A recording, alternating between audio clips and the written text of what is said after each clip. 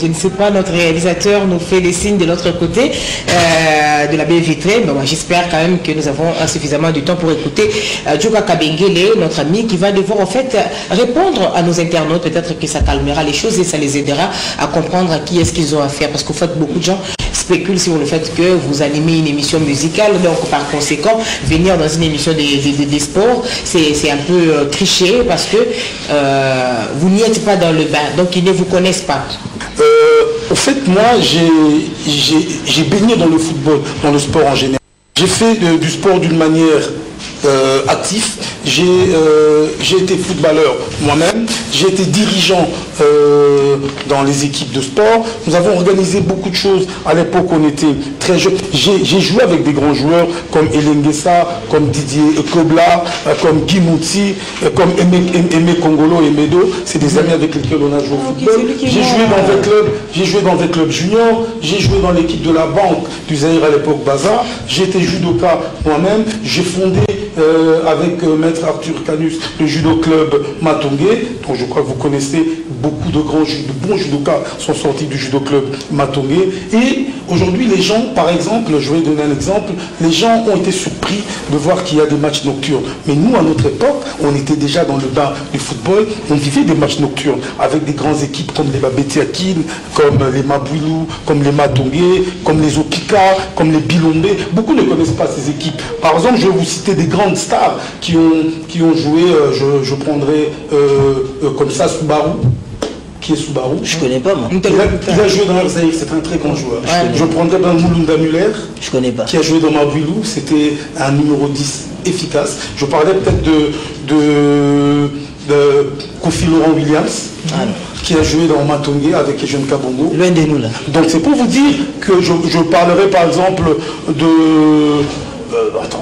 il y a plein de joueurs qu'on a vu jouer, donc Maungu Cruyff dans Daring Club Motema Pembe, il y a Moutoufila.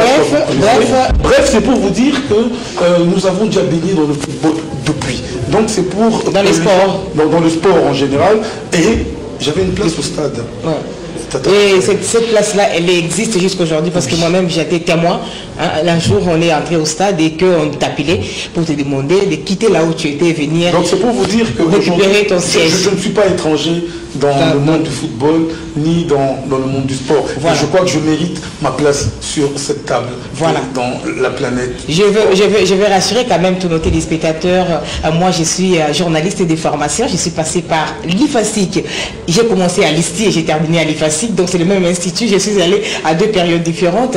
Et là, on ne forme que des journalistes. On ne forme pas des journalistes des sports. Ça n'existe pas. Les sports, c'est la passion. Et là, à l'IFASIC, nous apprenons les techniques de l'information. Comment tenir un discours, comment parler en public, comment s'adresser aux téléspectateurs, aux auditeurs ou aux lecteurs. C'est ce qu'on nous apprend à l'IFASIC, les techniques de l'information. Ça s'appelait d'ailleurs à l'époque Institut supérieur des techniques et de l'information. De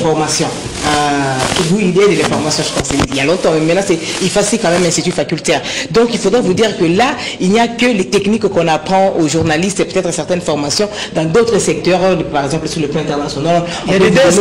Voilà, il y a plusieurs desks, mais en tout cas le desk des sports, jusqu'aujourd'hui, ça n'existe pas. Donc aucun journaliste ne peut prétendre avoir appris du journalisme sportif. Non, mais des formations, oui. Voilà. Parce que moi qui suis ici, j'ai su le fruit de plusieurs formations à travers le monde, je l'insiste.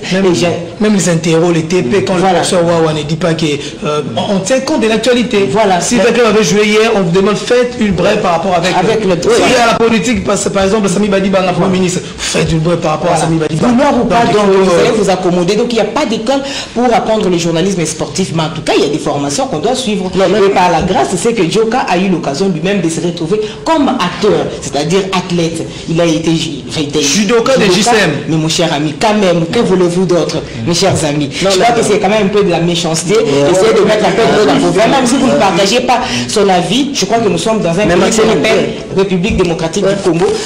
Savoir s'accepter, quoi. Je donne aussi mon cas, par exemple. Moi, je suis licencié en relations internationales. Je salue tous mes anciens collègues. Mais c'est ici que j'ai été formé par l'entremise de celle qui est là, Hugo, James, Pascal Kalamba et tout le monde. Donc, moi, je ne connaissais pas les sports.